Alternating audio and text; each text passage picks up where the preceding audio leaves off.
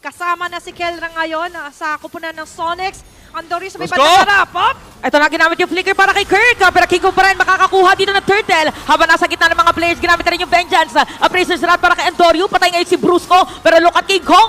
Umawashing-washing lang. At rin si Kelra nakawala ng buhay. Ginamit pa yung flicker dito para kay Okir. At si Joe bigla na dumating. Okay, si Joe naghahanap ng sino pinag-target nila.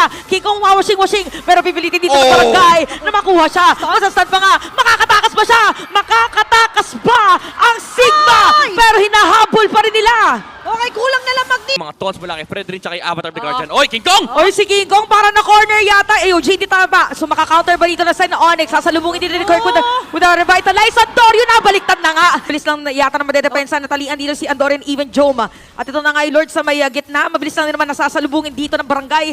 So mission successful. Pero successful nga ba talaga yung setup play? AOG ang counterplay nila. So it's gonna be a kill steal para dito kay Super Friends. Habang si Kelly sa may Geddy. Super Yoshi mawala ng buhay doon. Kirk makakakuha dito ng patay. Ay, nandito nga si Brusco. Hinihina ang mga sakat. Jom sa mga sibat. By the way, nagamit yung final slash dito ni Luis. So another checklist na naman ito para sa Onyx Philippines. At nandito na silang 5 sa 5. Opensa at depensa. Okay, Lord, sa may top lane makakasira yan ng Torre. For Omega ngayon, go! maka-counter ba nila yung play na ginawa sa kanila ng Onyx? Okay, bigla na nawala si Super Yoshi din. Unti-unting aaray, pero makakapag-AOG out habang si Jom.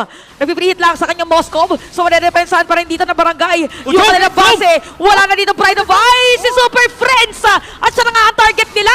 Nako! Shutdown na para dito kay Jom. At nakagalit na nga bigla yung barangay. Double kill. Kanina kamanyak siya. Pero laban na ito ni Kelly. Hindi ni Jom. At nasaktuhan pa na pinasok dito ni King Kong. Hindi daw sila pabayag na hindi sila lalaban. Ito daw yung Super Fam. Ito yung Super Fam na pwedeng bumigo dito sa barangay.